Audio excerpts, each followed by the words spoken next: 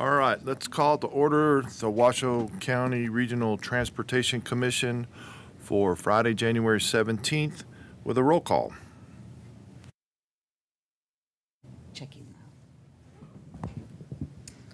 Okay, good morning. Sajid Sularia, Here. Devin Reese, Here.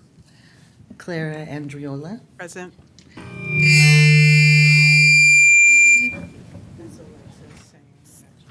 something Well- going on with our speakers. Okay, I think I fixed it. I know it Excuse wasn't me, Bill Thomas. Did I say Ed Lawson? Here. Bill Thomas. Here. Mari Luz Garcia. Here. Adam Spear. Here. Thank you, we have a quorum. Okay. Clara, will you lead us in the pledge? The flag is in the back corner. I pledge allegiance To the flag of the United States of America and to the republic for which it stands, one nation, under God, indivisible, with liberty and justice for all. Okay. Public comment. I have one public comment for Heidi Soper. Heidi, come on down. I haven't seen so many suits since I retired from gaming. Whoa. Hi, good morning. My name is Heidi Soper, and I've been a resident of Sun Valley for 37 years.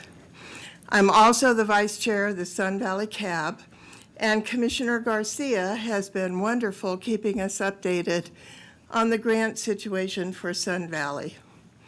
I want to thank the staff of the RTC for submitting the Reconnect Community Grant. Unfortunately, we didn't get it, but they're finding the project grant to apply for. I know that the application process is a lot of work, and I appreciate you all. Not many infrastructure improvements have been made during the past years, and we are growing so quickly. We are in desperate need of major improvements in Sun Valley and are thankful that this need has been recognized and federal financial assistance is being sought. I know the RTC staff and Commissioner Garcia are working hard to bring the needed infrastructure to Sun Valley, and on behalf of the Valley, I want to tell everyone, thank you for your hard work, and you are appreciated. That's it. Thank you. We don't get those kind of public comments very often. We'll take those all day long. Thank you. Anyone else in the public wishing to speak at this time? All right, I'll bring it back to the dais, and I'm looking for an approval of the agenda. Mr. Reese. Mr. Chair and Mr. Mayor, this morning I have just one change. I think item 5.1 was presentation or information only, not for possible action. So with that change, I would move to approve the agenda with my slight change to item 5.1. Got a motion? Looking for a second? Second. I got a second. Michelle can pick which one she thinks. All those in favor signify by saying aye. Aye. Opposed, motion carries unanimously. Move on to consent items. Anyone wishing to pull a consent item? Mr. not- Chair, may I make a comment if you would so, I wasn't here for the minutes, and therefore I think in the absence of, me not being here, that I should not be making an approval on that particular item. Okay, noted. Looking for a motion. Mr. Chair, I'm going to remove item 4.1 from the consent agenda and then move all other items for approval. Okay, got a motion and a second. Any further discussion? All those in favor signify by saying aye. Aye. Opposed? Motion carries unanimously. Mr. Chair, on item 4.1 and 4.1.1, I'll move to approve those as written. This will give Commissioner Andriola the opportunity not to vote on this item. Yep, so let the record reflect I'm abstaining from that agenda Okay, item. Mr. Spear, I don't think that that's legally correct, meaning you don't have to be here to have voted on them, but it is permissible in this case. Is that accurate? That is correct, and that's my understanding as well. Thank you so much. Makes me feel good. okay. So I've got a motion and a second. Any further discussion? See none. All those in favor signify by saying aye. Aye. And one abstention. Okay. Move on to 5.1. This is receive a presentation on the draft 2050 Regional Transportation Plan update.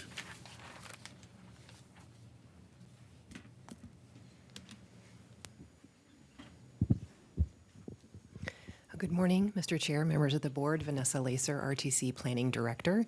And I will be, excuse me, I will be overviewing our draft 2050 Regional Transportation Plan, or RTP, this morning. This is an effort that's been going on for about a year and a half. You've received several updates along the way, and we are now in draft. I just want to commend our RTC staff for all their hard work and dedication on this project, and also thank our community members and stakeholders for all of their time and energy that they've provided along the way. This is a big lift. This is a guiding document of the RTC, and it is truly a team effort. So today I will be providing some of the RTP purpose. Why do we do it? Why is it important? I'll look at some development milestones that we've achieved over this year and a half, and then step through a few items that I think are most important to this board and also to our community members as we use their input in developing them. And those are the goals and objectives, the development of projects, and the prioritization of those projects. I'll also step through some elements of the project list and leave you with some next steps. So first, why do we do this plan? Why is it important? There are really four main reasons why we do this plan. As you're well aware, RTC is a unique organization. We have three core services. We build roadways and transportation facilities, we run transit, and we're also the regional planning organization, the metropolitan planning organization for our region. And that's the majority of Washoe County. And that is a federal designation. And part of our role in the community is to develop this plan. So it is a federal requirement of us as the regional planning organization to produce this plan. It's also required by state law. So our counterpart here in the region for land use planning, Truckee Meadows Regional Planning Agency, develops a long-range plan for land use. They are required to have a transportation element of that plan. This RTP is that transportation element. Third, this plan is required for us to be eligible to receive federal dollars for our region. So money coming in from the federal government. We must have this plan in order to be eligible for that money. And then finally, this plan is required for project implementation. And we do that through multiple steps that I'll talk about in subsequent slides. But the takeaway here is that it's required by law, federal and state law. It's required to get funding for our community, and it's required to build projects. So it's an important plan. In addition to meeting all of these requirements, it also has other benefits to our region, and I want to touch on a few of those as well. So one of the main benefits to our region is coordination. This plan makes sure that we're all on the same page as far as transportation planning. We know that roadways don't stop and start at jurisdictional boundaries. We want that travel to be seamless for our community, and so this plan does that. It coordinates transportation planning efforts for the entire region. Prioritization is another huge benefit for our region. A requirement of this plan is that we prioritize projects. We all know that there are many needs and a finite amount of funding for those needs, so we have to identify where to start. Where is the greatest need? Where can we make the biggest impact? Where do we get started on this? And then finally, I want to touch on air quality management, which is another benefit for our region through this planning effort. There's a great deal of content in the plan around air quality management. How do we plan for the future, making sure that we're identifying projects that protect our air quality. So that's another huge benefit for our region that this plan provides. Some key considerations to think about as we step through other elements of this plan. First is that while it is a long-range plan, it looks out 25 years, we do update it every 4 years. So we're keeping tabs on anything that's been changing in the short term. And then second, this is a high-level long-range plan. It looks out 25 years. So much of what we're doing here is projecting what we believe would be possible in the future. We don't have a crystal ball. We don't know for sure what's going to happen in the next 25 years. But we're making our best estimates, our best guesses based on the information we have now.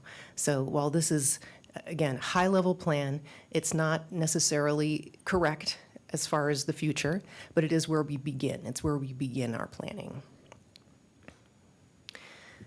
And so continuing that thought, how do we take this high-level long-range plan and turn it into let's say, a multi-use path. We have several decision points along the way that come to this board. So as you see, currently we're in that high-level visionary long-range plan development process. After we complete that, we move into a shorter-term process. We drill down to 5 years. What can we get accomplished in 5 years?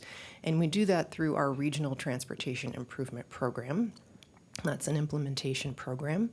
After we figure out what we can reasonably accomplish in 5 years, we drill down further and look at what can we do in the next 2 years.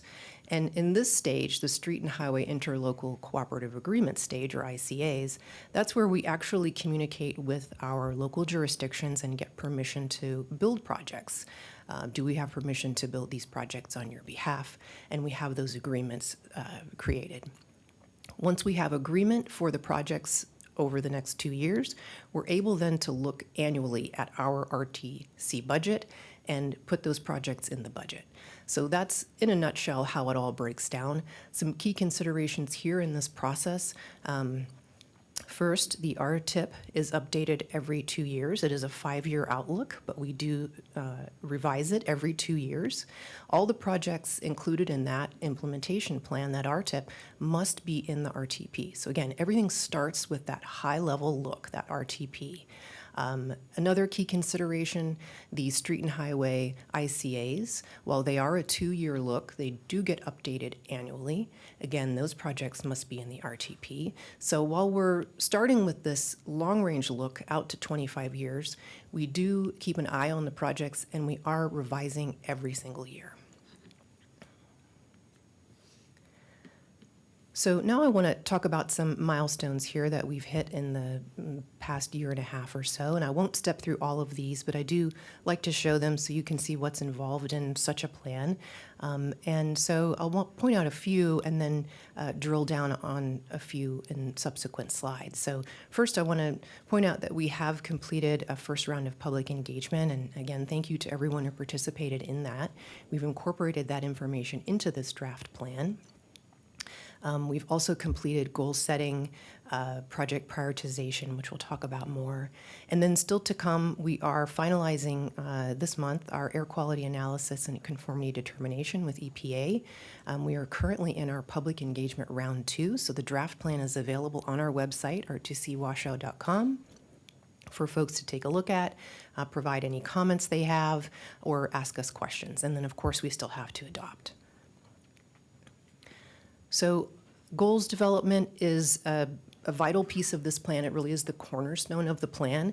And this is an area where we incorporated input from the public. So in order to create these goals, we started with our current RTP goals. We wanted to know if the goals in our current plan were still relevant for the future.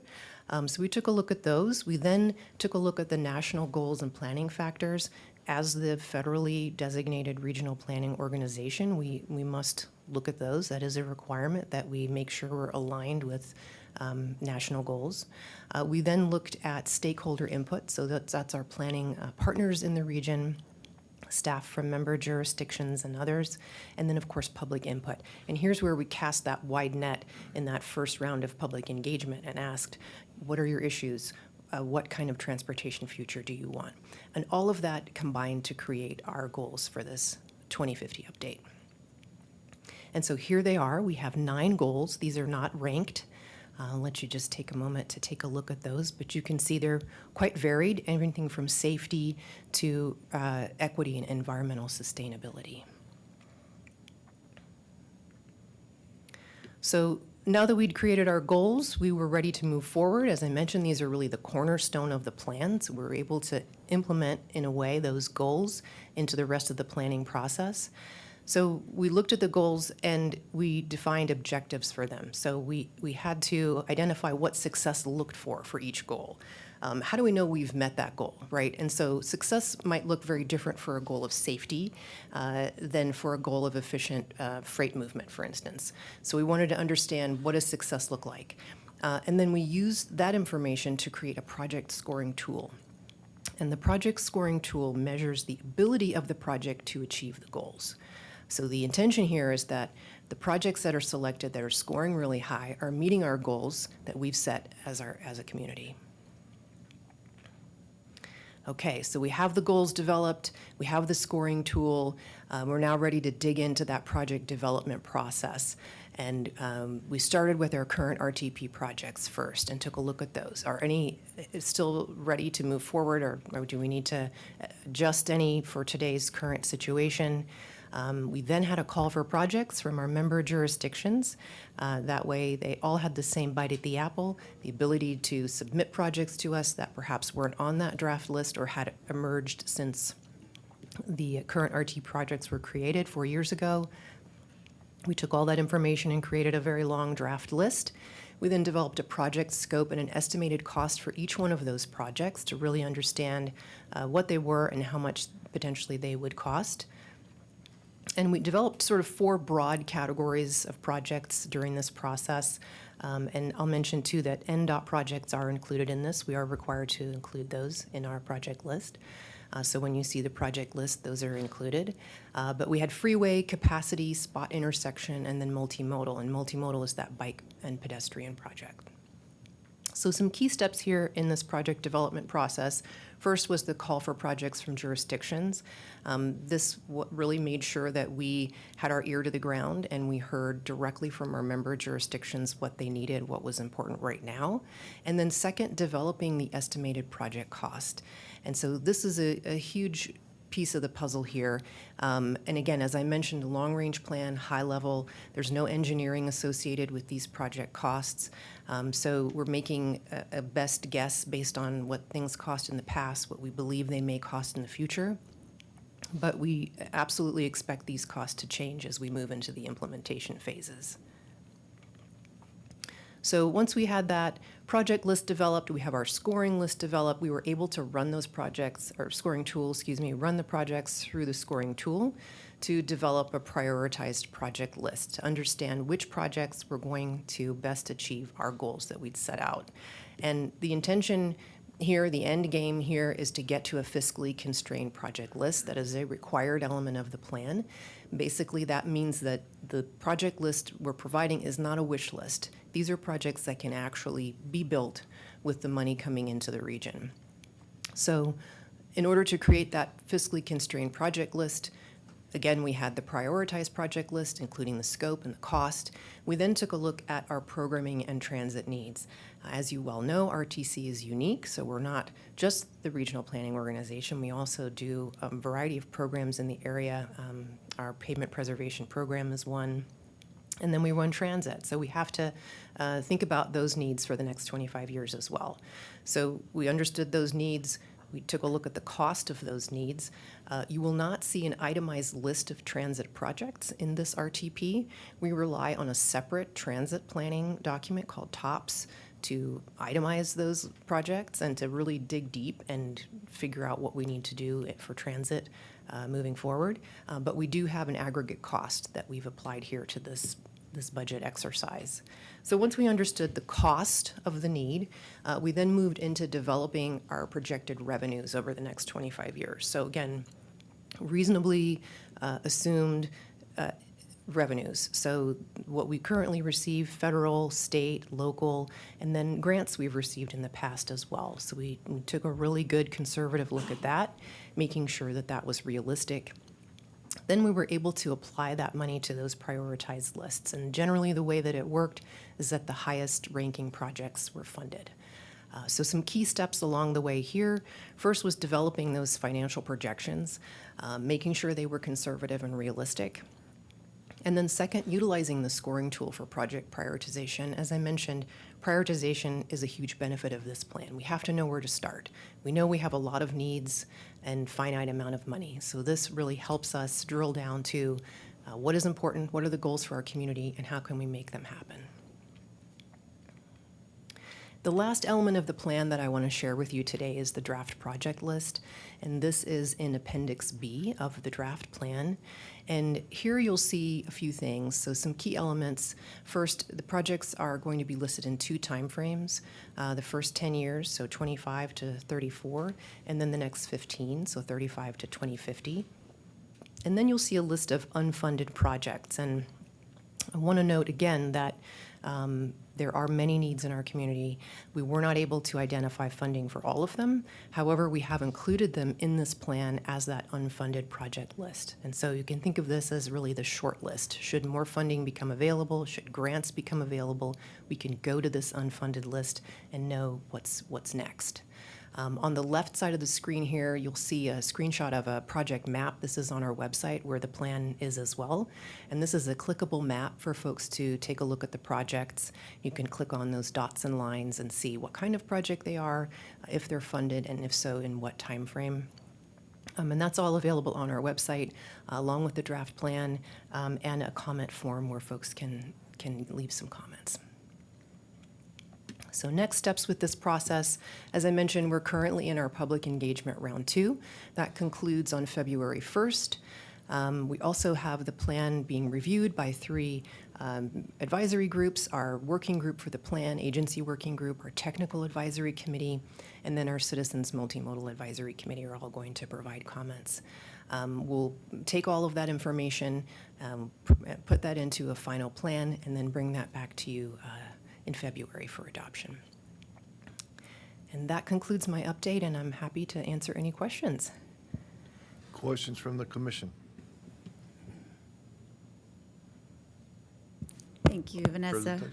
I had a question for you. I can't remember, in our briefing, you had mentioned during the project development process, when you took the call for proposals and you did the scoring tool and you applied the financial projections to it, what was the initial list? How many projects were listed? Let's see. The sort of laundry list of projects was quite long, close to 200 or so. And then it drilled down to It drilled down to a little over 100. And so we were able to, once we really took a hard look developing the scope of the projects, we were able to identify alternate funding for some. We were able to move some to our programs. So all the projects that were moved had alternate funding identified. That's great. And then any themes that kind of popped up during the first round of public engagement that you could share with the public today? So I unfortunately was not here during that round, so I have to do my homework. So I guess themes, I think overall we heard people are happy. We did hear some places where we could be doing more. So I think what it gave us is, I think, areas to pursue. So for instance, we heard some information about transit. And so that's something that we'll take and drill down further with the TOPS planning effort. So it kind of gave us more areas to pursue. Okay, so no major Yeah. surprises. No major surprises, yeah.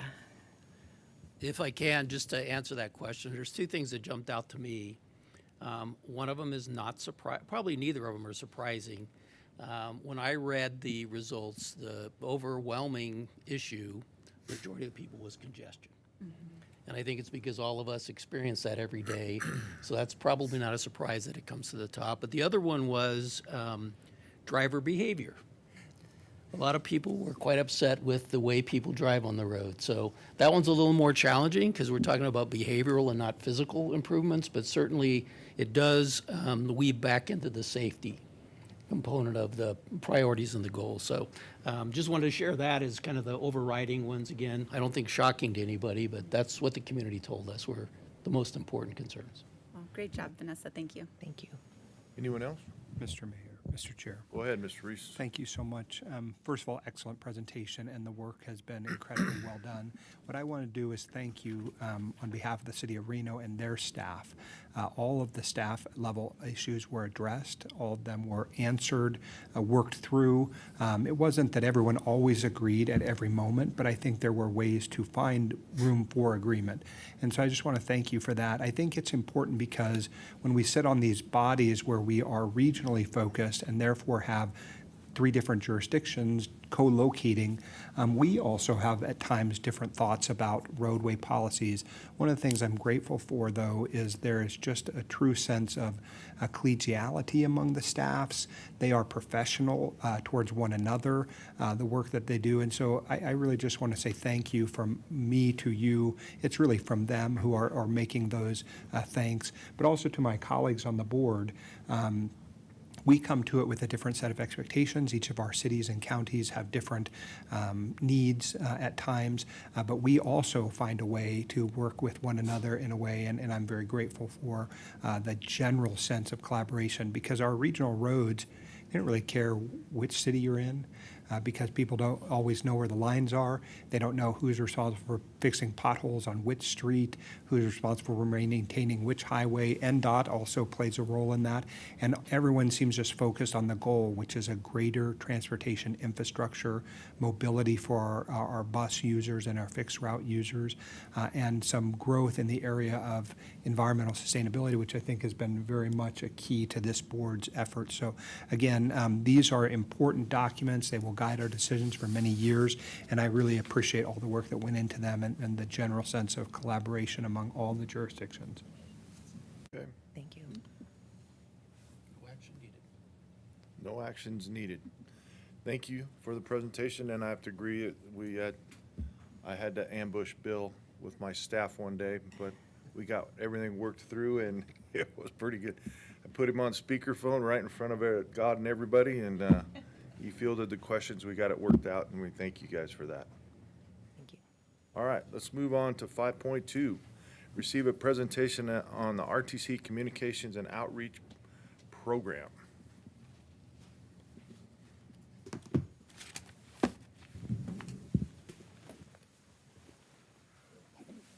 Clicker even? All right, good morning, members of the board. My name is Josh McEachern, for the record. I'm the Public Information Officer for RTC. And I'm Paul Nelson. I'm the Government Affairs Officer for RTC.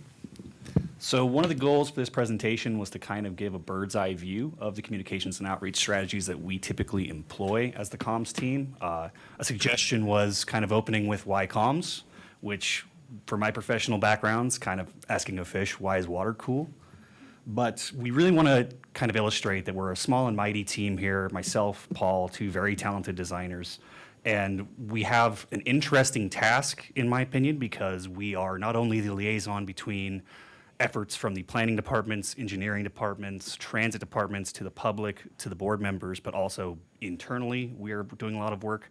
So we kind of have a bird's eye view of everything that's going on at any given point, and we have to kind of maintain a working knowledge of however many engineering projects, transit initiatives, advertising initiatives, and public planning efforts are going on. So, we're breaking this down.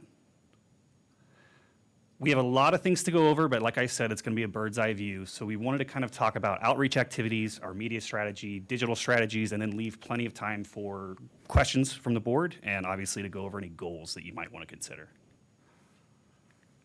Our outreach activities, we typically break down into things you will be familiar with. Events, presentations by Paul to different committees around the community, and different partnerships that we do.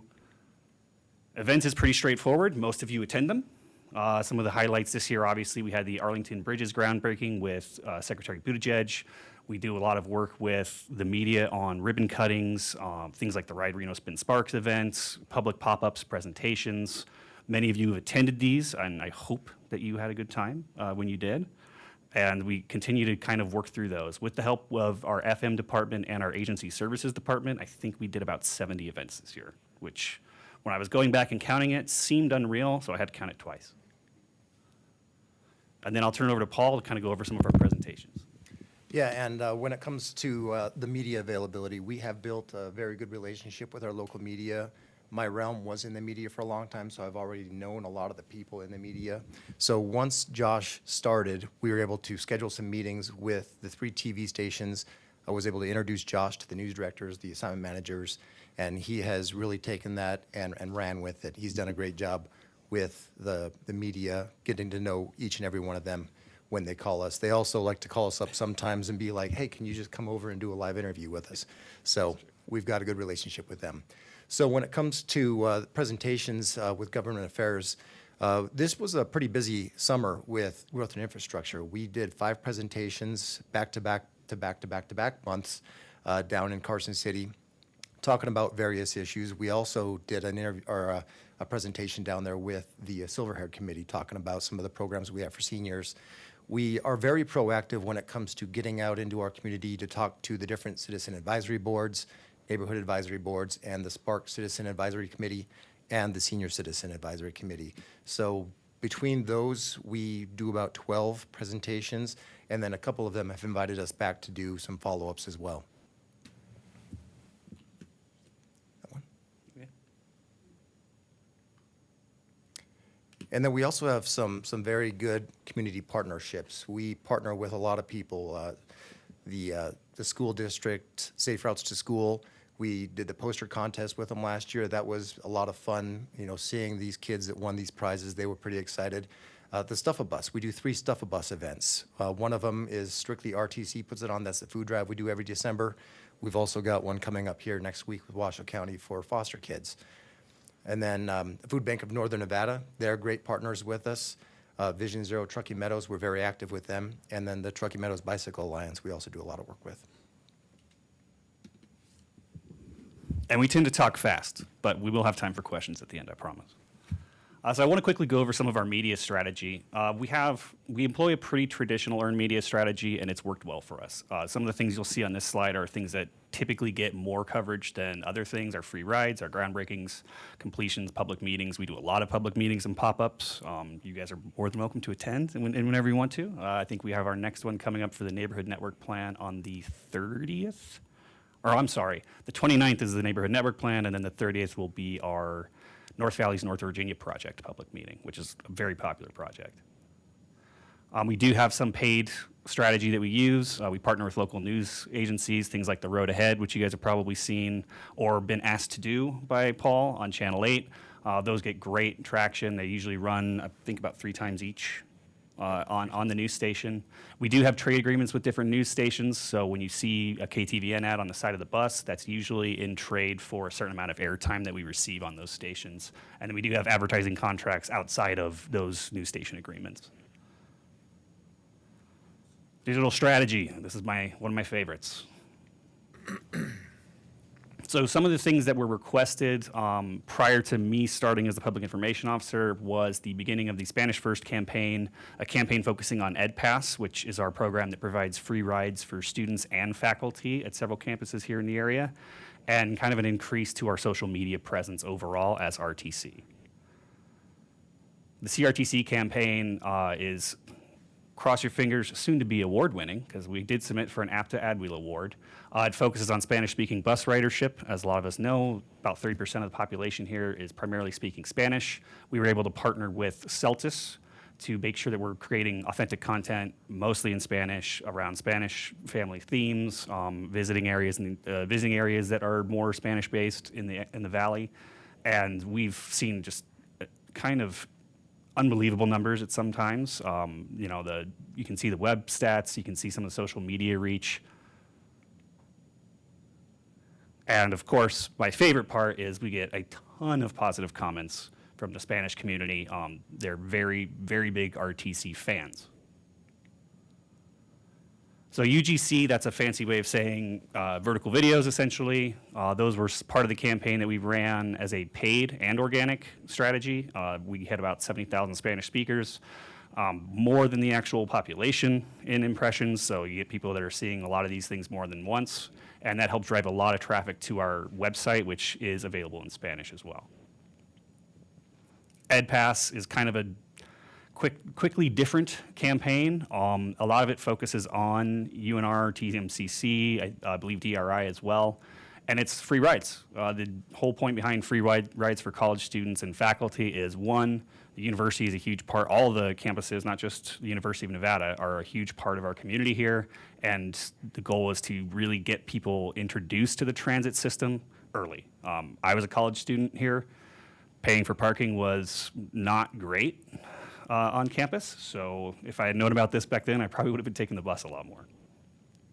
And some of the social media campaign stats, again, if anybody wants to get more into the granular nitty-gritty, that's my favorite part, but we don't have to do that here. You can always contact me later.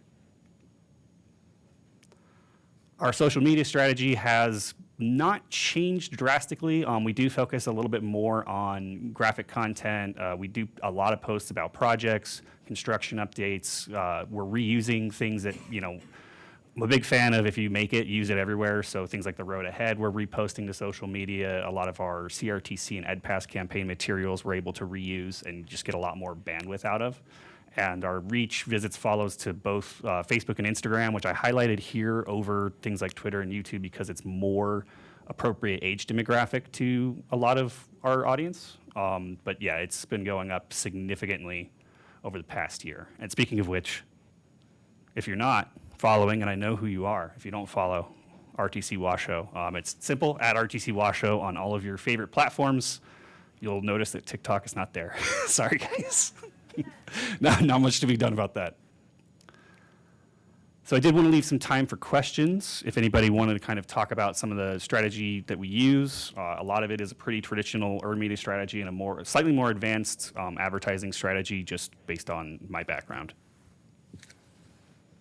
Questions from the commission? Sorry, I'm trying to get this microphone. No questions. I just wanted to congratulate you on all your outreach efforts. You seem to be everywhere all the time, and it's an important thing to do good storytelling and for any agency. And some jurisdictions really thrive in that and do well at that, and some others don't. Transportation, busing, infrastructure always isn't the sexiest thing on the planet. So well done getting that story out and having such a wide reach, especially with the Spanish-speaking community. So thank you. Mr. Reese? Thank you so much, and again, excellent presentation, and I think you're doing an outstanding job. I noticed this morning at, 7 o'clock, someone's responding to a writer on Twitter, right? I mean, I appreciate that. I mean, I certainly answer, and we all answer texts, emails, those sort of things at inappropriate hours, but I'm hopeful that our staff is not doing that because that's a little early to be working the internet. But in any event, I appreciate the response to the concerned resident, and we communicate where we have to, right? And so thank you for that. I think you're, again, doing an excellent job. Thank you. I really appreciate not only you planning, but then also being really forward-thinking. So, for instance, you've reached out to present at the February 5th Spanish Springs Cab, and it's not the first time as an example, but there's a lot of activity everywhere, but certainly that's my district, and it's very enthusiastically attended.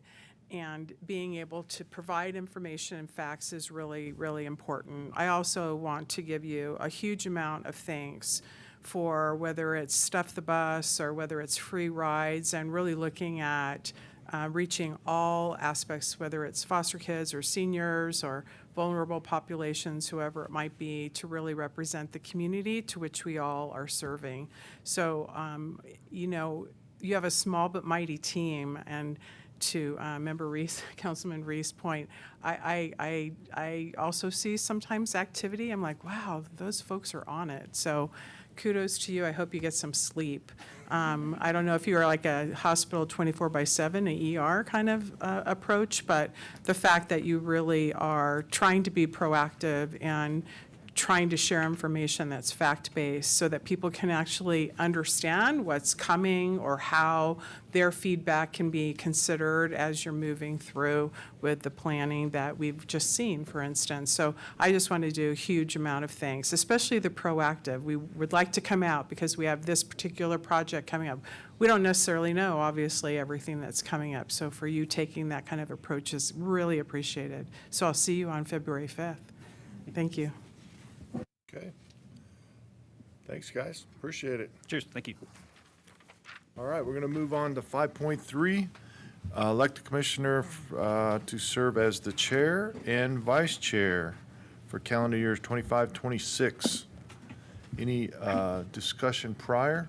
Mr. Chairman, I wanted to say thank you to you for your leadership and being so welcoming. I'm one of the newer RTC commissioners, and I just wanted to tell you what a joy it is to serve with you on all of these regional boards. But today, I would like to, as we hand off the torch, I would like to recommend that we nominate Alexis Hill as chair and Devin Reese as vice chair, and that is my motion. Got a motion? Do I have a second? I'll second. I got a second. Any further discussion? See none. All those in favor signify by saying aye. Aye. Aye. Opposed? Phew. Motion carries unanimously. Now, before I hand over the gavel, I want to say thank you to the staff and everybody who works with us on the board. You guys, I got almost 2.5 years as chair, so it was a long time, and you guys have been a joy to work with. Not that I'm going anywhere, I just not going to be in the hot seat anymore, but I can't thank you enough for all you do and the professionalism that you show to our community. So thank you. And with that, Mr. Reese, you have the gavel. Nothing like having to take over and fill those shoes. I don't think that's possible. I'll echo some of the comments made by Commissioner Garcia, and that is to say, Mayor Lawson, we have the privilege of serving on a number of boards together, and all of them are gracious and easy interactions. And so it's a privilege to serve with you. It's been a privilege to have you as the chair of the RTC, and as things go, I'm sure you'll be back in other chair roles, and it sort of comes around, goes around. That's how it happens. Thank you so much. We'll close out I guess we've already closed out item 5.3, and we'll move on now to the informational reports. And so we'll start with Mr. Bill Thomas, item 6.1. Thank you. So I'm going to carry this forward because this is my chance to thank Mayor Lawson for all the help he's given me in the past. I hadn't realized, but you're right, 2.5 years. I think we've done a lot of good things, and a lot of that is really attributable to his leadership and you all working as a group. I think I've shared with all of you individually, my background, which all of you know, was to be in one of the local governments. So I was really interested in this job from the standpoint of a regional service. In other words, really working together to make things better for us holistically. And I appreciate Mayor Lawson's approach to all the more challenging issues I've brought to him. And he's always been consistent about looking at what is the right thing for the community. He obviously has a Sparks bent because that's his job, but he's been consistent in looking at it regionally. So I appreciate that. He's been a great mentor and a guide to me. I am really happy that he's still on the board. So that's even better, right? You have a change of leadership, but you also have the same people. So I'm very blessed with that. So I just wanted to start by thanking you, sir, for your efforts.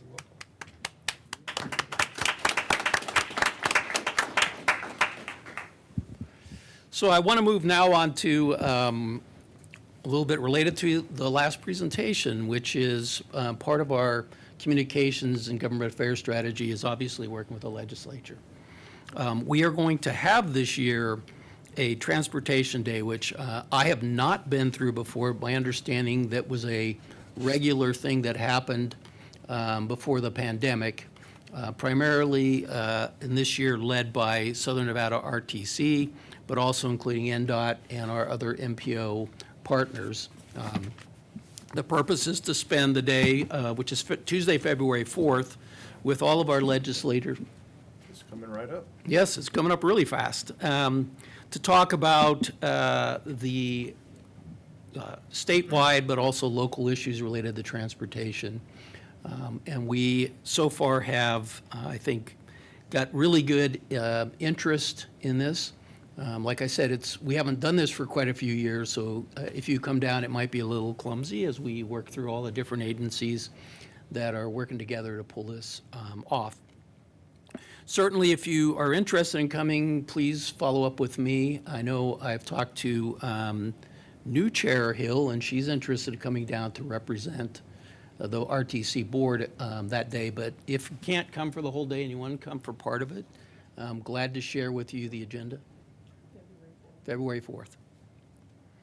The plan is to have I think a couple different sessions, and then also for us individually to meet with the legislators based on what some of our issues are. So a lot like, for those of you who've gone back to DC for our national legislative efforts, the same kind of thing. We collectively talk about transportation issues for the whole group, and then we spend some time with the individual members, often the chairs of, for example, infrastructure and growth that have a direct impact on how we do our business.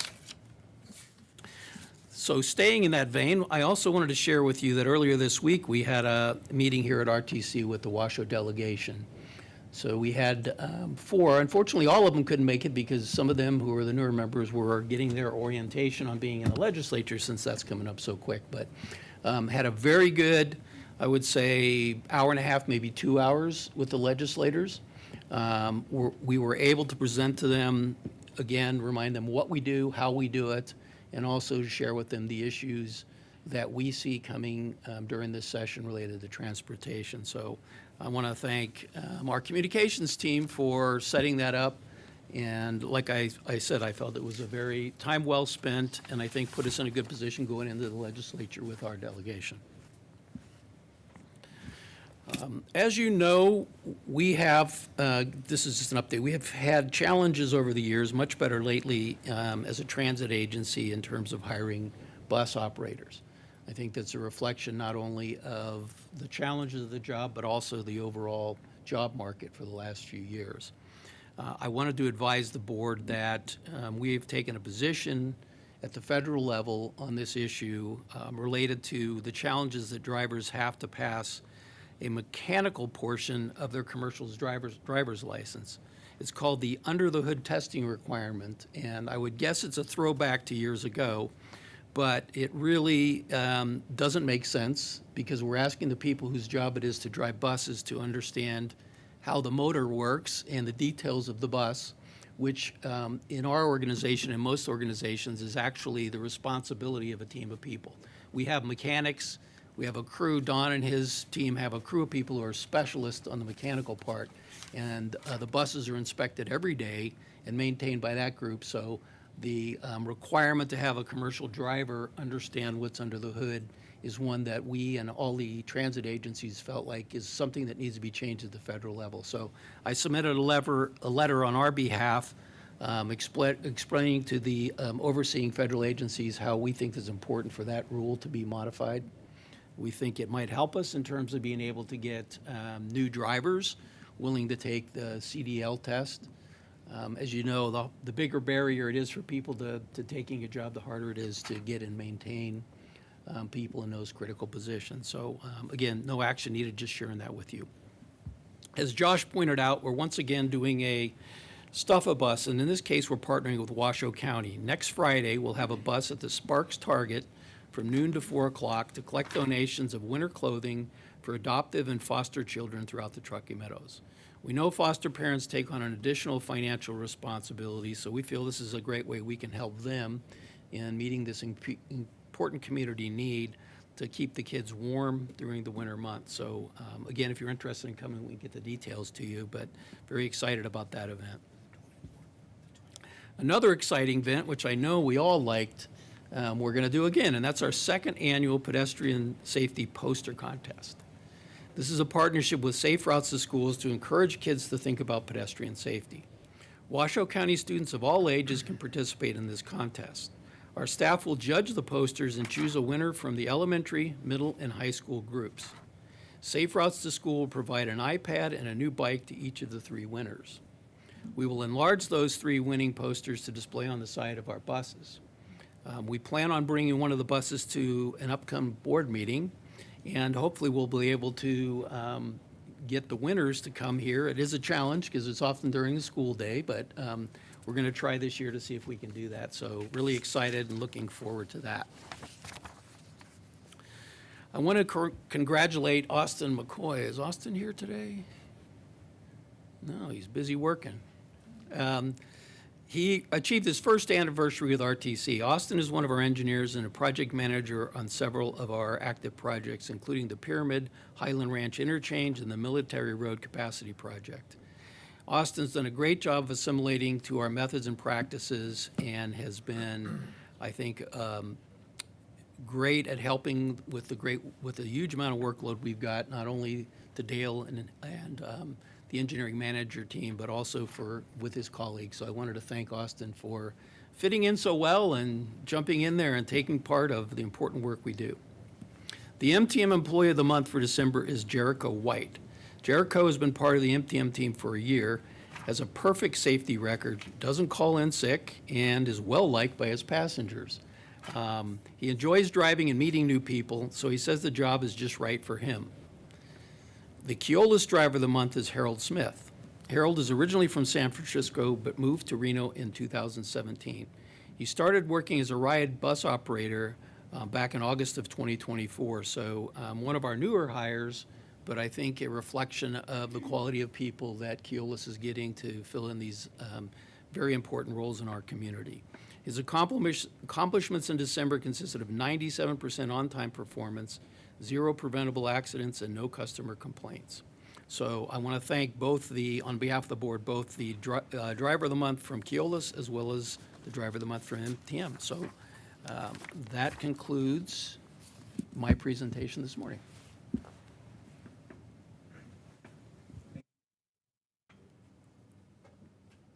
We'll move on now to 6.2, which is updates from Paul Nelson.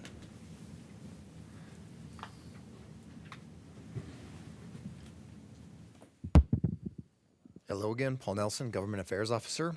So the new Congress is officially in session, and as you know, President Biden will be leaving office Monday when Donald Trump has his inauguration day. The Senate held confirmation hearings this week for many of the secretary nominees this week, including Sean Duffy for Secretary of the Department of Transportation. Duffy didn't receive a lot of pushback from the Senate, but we did get a little bit more insight about how he plans on his approach in the role. His main priority is highway safety, and a big part of that is because his wife survived a head-on crash when a driver fell asleep at the wheel. Duffy did vote against Amtrak funding as a member of Congress, but he said he will work to continue funding and approve projects and expend money from the IIJA in the future. Trump has also picked Stephen Bradbury as DOT Deputy Secretary. He hasn't announced any nominations to lead FTA and FHWA yet. Congress will have 3 major priorities in the coming months. The first one is raising or suspending the debt limit, and Republicans will be passing 1 or 2 reconciliation bills as part of Trump's agenda, including extending the 2017 tax cuts, repealing parts of the Inflation Reduction Act, and bolstering border security. Congress will also have to pass the appropriations bills by March 14th. The Protect NOFO closes February 24th, and as you know, we are in the process of applying for that grant for the Sun Valley Community Gateway Project for $40 million. So fingers crossed.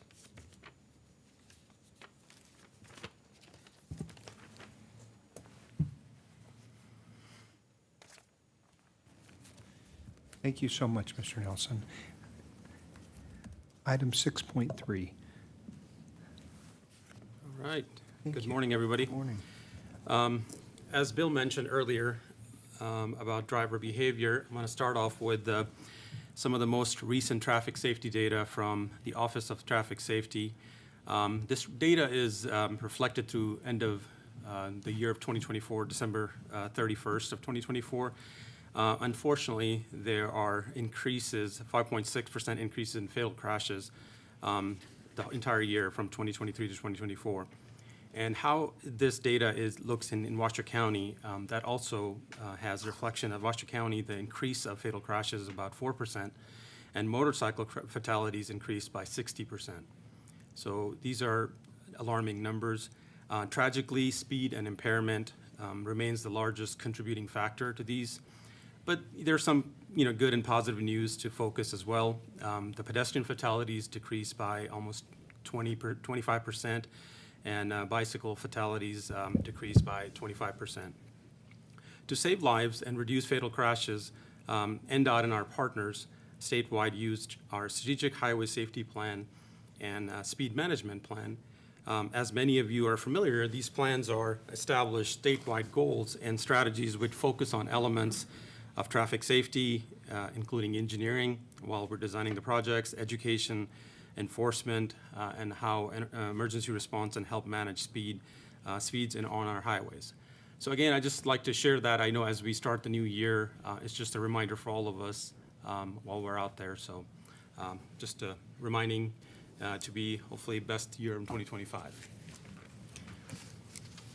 Next, I would like to further provide a little bit more update as we talked about at last meeting here. Councilmember Reese, you mentioned that you drive that stretch pretty much every day. I do that often as well. So I figured that depiction of this slide here will help a little bit better understanding the scope of the project for I-80 between Keystone and McCarran.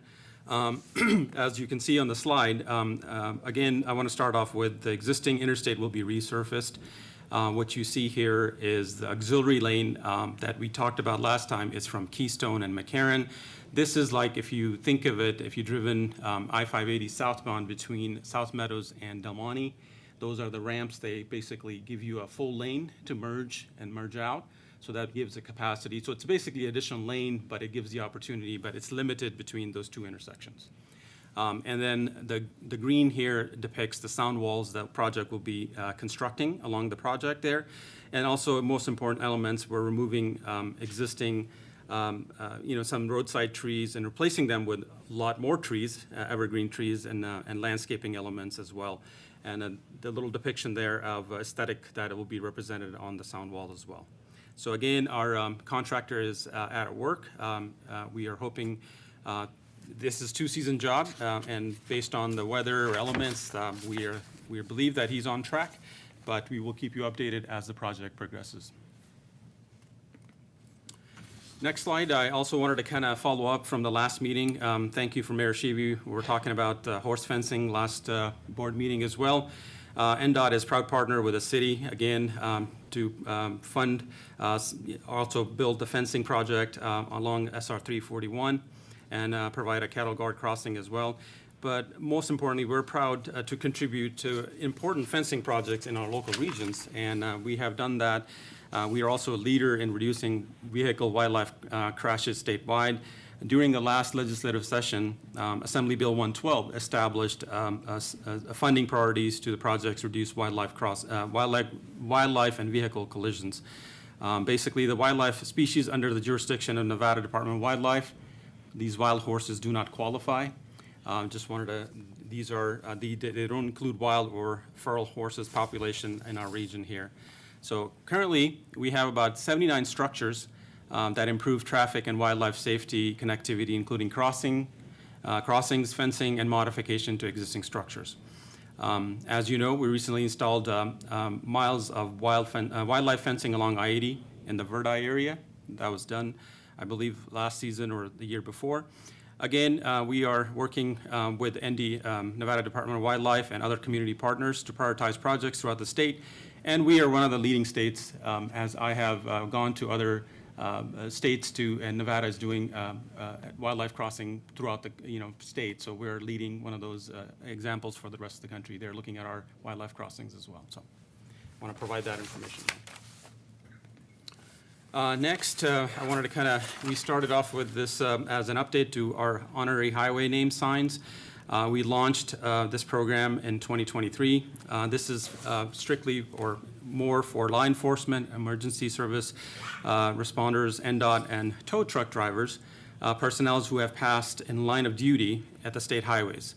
And they're memorialized by naming of the section of the highway in their honor. This month, we installed, actually yesterday, Washoe County Deputy Sheriff Franklin Mini sign. That was I-80 at Verdi. I believe it was updated that yesterday it was installed, so that was installed yesterday. And the second one will be the Pyramid Lake Tribal Police Officer Anthony Franconi. Officer Franconi passed away August 25th of 23 during the vehicle pursuit on State Route 446. These are tragic incidents. But we nearly have 10 other sections of honorary highways in our state.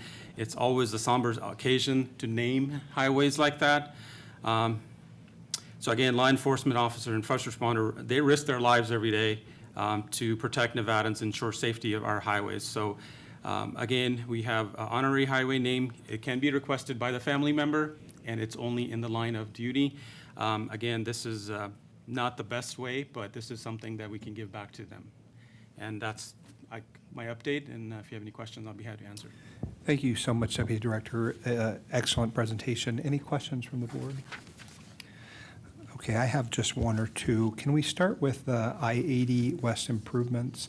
And so you said it was a two-season project. So that means currently we're in season one, and you would anticipate its conclusion at the end of the spring of 2026? It's anticipated 2026, but again, it's all dependent on weather and how things progress and schedule. Okay, thank you so much for that update. And then I had a question about the slide that indicated the wildlife mitigation efforts, I guess is what you titled it. Why are feral horses not under the direction or under the project? Is it just the limitations of the law as written? I don't have the answer. This is a Nevada Division of Wildlife. They determine what is wildlife. And so we work with them, and I can find out if that's why. But these horses, I guess, include either they're feral horses. I don't know the history behind it, I think but they're under the provision or management of the Department of Agriculture. Correct. So maybe that's what it is. This says that it includes wildlife species under the management of the Department of Wildlife. correct, Okay. correct. Okay, well, thank you for that. I would like to see if you might look into that for me. I know Madam Mayor is not here, but the concern that she raised is a valid one, and that is to say that in the South Meadows region for our community, we are having deadly interactions with feral horses, deadly for the horses, certainly so far not yet deadly for humans, but when humans and cars interact with wild horses, it never ends well for either.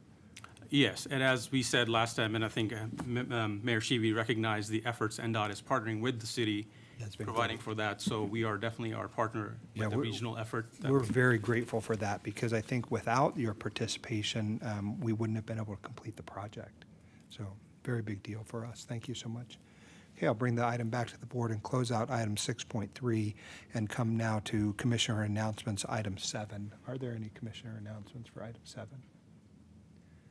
Seeing none, I'll close that item out and now turn to public comment. And it looks like in our closing public comment, we have one public commenter, Ms. Cynthia Cooper. Welcome and good morning.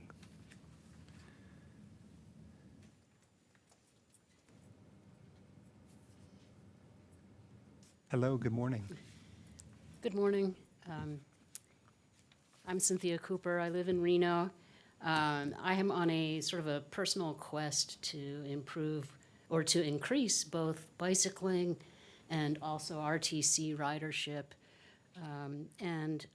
I confess I have not had a chance to look at the plan yet. So, but listening to the gentleman talking about RTC outreach, I just had a couple of ideas that may be helpful.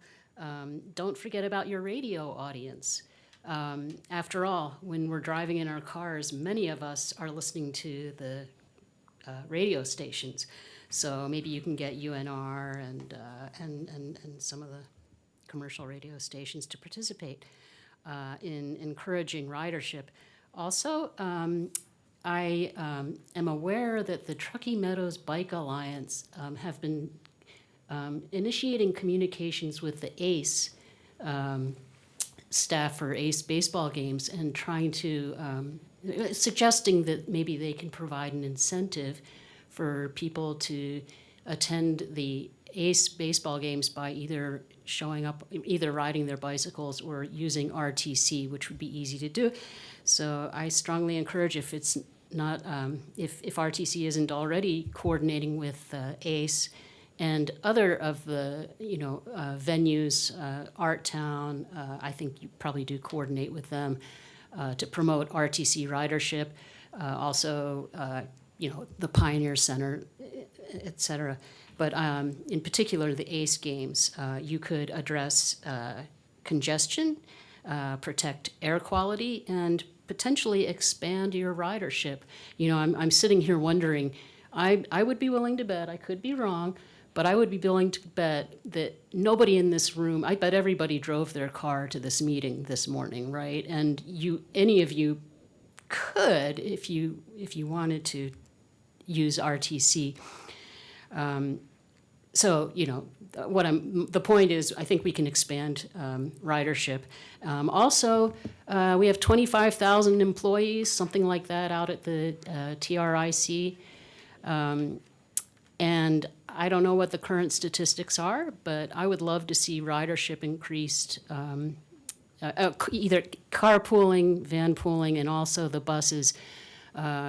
So if RTC, if the outreach, RTC outreach hasn't done so much out there recently. I would encourage some events and some programs to incentivize the employees that commute out to TRIC to consider parking their car at one of the local shopping malls and trying the buses to TRIC, or otherwise carpooling. Thank you. Ms. Cooper, thank you for your thoughtful comments. You'll be happy to know that many of those things are happening, especially the partnership with the Reno Aces. We do events with them every year and park the bus out front and try to make sure they understand it's a great way to get to the ball games. Thank you so much. Great, thank you. Oh, van pool as well, yeah, for sure. Okay, that'll close out public comment. I think, Ms. Kraus, is that correct? Vice Chair Reese, I wanted to note that we did receive one comment via email, which was sent to the board and will be included in our meeting minutes for today. Thank you so much, and I did review that as well. Okay, we'll close item 8, and this meeting is now adjourned. Thank you so much.